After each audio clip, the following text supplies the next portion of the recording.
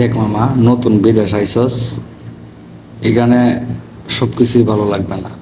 খাইবার ভালো লাগবে না, ঘুমাইতে ভালো লাগবে না, চলাফেরা করতে ভালো লাগবে না, একজনের সাথে মিশতে ভালো লাগবে না, ঠিক না? এখানে ধৈর্য হারাইলে চলবো না। প্রবাসটা হচ্ছে ধৈর্য ধরার জায়গা। বাড়িতে কে তো এত টাকা খরচ করে আইসস, ধৈর্য ধর। কাজ ওইটা ভালো লাগে না, ওইটা ভালো লাগে না, ওইটা করতে পারবি, ওইটা করতে পারবি, এইসব অজুহাত বাদ দে। বাদ দে মামা, কাজ কর। একটা কাজ আবার 2-3 মাস ধৈর্য ধরে কর, পরে আস্তে আস্তে সব কিছু ঠিক হয়ে যাবে, ভালো লাগবে। এখন হচ্ছে তোর উগ্র বয়স, এই বয়সে একটু বালা কমই লাগবে, বুঝছো স্যার?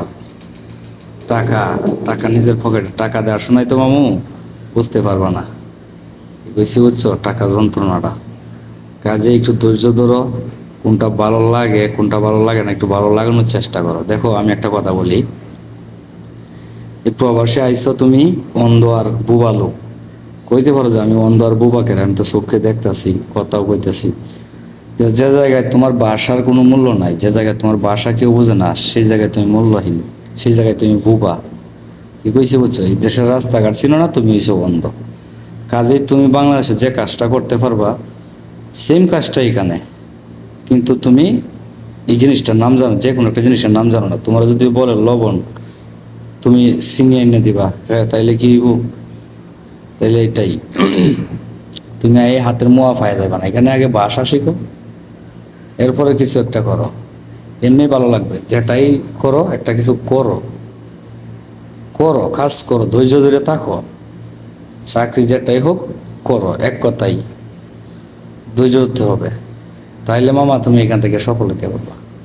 আর যদি মনে করো যে না এই কাজটা আমি পারি না, ভাল লাগে না, গরম কিংবা ঠান্ডা বেশি, বসে বকাবকি এই সেই আবল তাবল কত কিছু, লাভ নাই। কারণ তুমি একজনের মনের ভাবটাও প্রকাশ করতে পারবে না এখানে।